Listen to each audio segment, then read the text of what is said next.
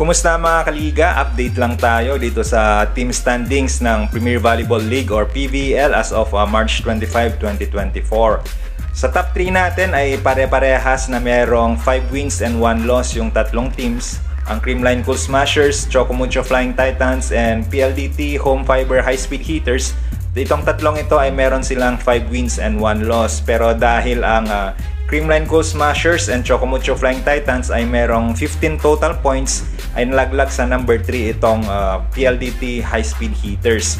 And between Creamline Cool Smashers naman and Choco Mucho Flying Titans, although parehas silang merong 5 wins and 1 loss, dahil sa mas maganda yung set ratio nitong Creamline Cool Smashers ay number 1 sa standings ang Creamline Cool Smashers and number 2 naman yung Choco Mucho Flying Titans. And number 4 ang Petrogas Angels, merong win-loss record na 4 wins and 2 losses. Number 5 ang Signal HD Spikers, merong 4 wins and 1 loss. Ang Cherry Tigo Crossovers ay number 6, merong 4 wins and 2 losses. Number 7 and number 8 and number 9 respectively, yung Akari Chargers, yung Farm Fresh Foxes and Galleries Tower High Risers, lahat sila merong 2 wins and 4 losses, pero mas mataas yung points ng Akari and Farm Fresh. Meron silang 6 total points as against 5 total points nitong Galleries Tower High Risers. Kaya naman nalaglag sa number 9 itong Galleries kahit natabla yung kanilang team standings. And at number 10 and number 11, number 10 itong Solar One, Capital One Solar Spikers, meron silang 1 win and 5 loss.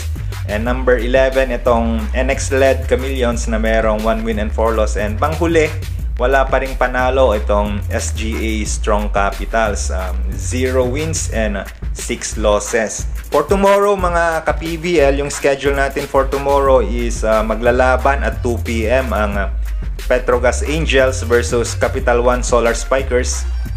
And then susunod naman at 4 PM yung laro ng Cherry Tigo Crossovers and NX-led Chameleons. And panghuli at 6 PM ay yung Signal HD Spikers and Creamline Cool Smashers. Gaganapin yung kanilang laro at 6 PM.